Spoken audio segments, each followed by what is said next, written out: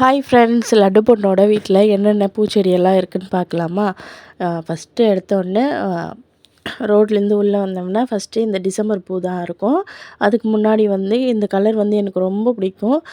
உங்கள் வீட்டிலலாம் என்ன கலருன்னு சொல்லிட்டு கமெண்ட் பாக்ஸில் கமெண்ட் பண்ணுங்கள். நெக்ஸ்ட்டு வந்து இது ஒரு கொடியாக போகுது. அது என்ன காயின்னு எனக்கு தெரியல. ஆனால் வந்து பெரிய கொடியாக போகுது. இந்த பூ வந்து அழகாக இருக்குது.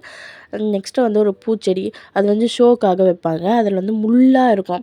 அது அந்த ஆரஞ்சு கலரில் வந்து பூ பூக்கும். இந்த பூ தான் அது.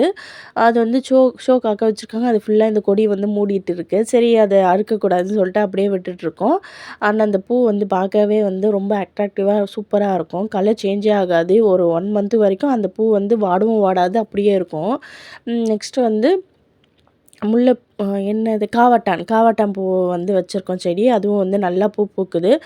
கொஞ்சமாக தான் பூக்குது. நிறைய பெரிய செடியாக பறந்து வந்தால் ஒரு முழம் 2 முழம் அந்த மாதிரி வந்து பூ பூக்கும். அது வந்து பெரிய தோட்டம் மாதிரி வரும் அது. நெக்ஸ்ட்டு வந்து கத்திரிக்காயும் இருக்குது. கத்திரிக்காய் வந்து பூச்சியாக இருக்குது ஒரு செடியில் வந்து நல்லாயிருக்கும் கத்திரிக்காய். இதை வச்சு நாங்கள் குழம்பு கூட பண்ணிட்டோம். சூப்பராக இருக்கும். இந்த கலர் பாருங்களேன், சூப்பராக இருக்குது.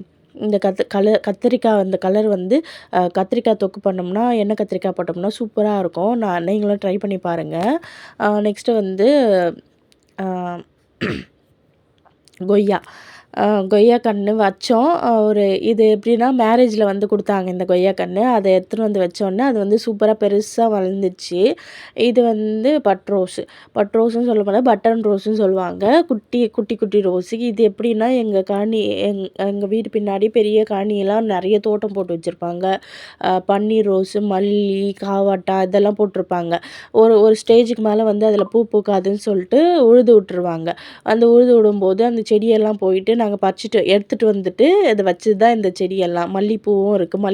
மல்லி வந்து வச்சு மொட்டும் விட்டுடுச்சு. இந்த மாதிரி நிறைய செடியெல்லாம் வந்து எடுத்துகிட்டு வந்து வச்சு அங்கே வந்து உழுது விடுறதுனால அது வேஸ்ட்டாக போயிடும்னு சொல்லிட்டு அங்கேருந்து எடுத்துகிட்டு வந்து வச்ச செடி தான் இது. சூப்பராக வந்து மொட்டு விட்டு நல்லா வருது.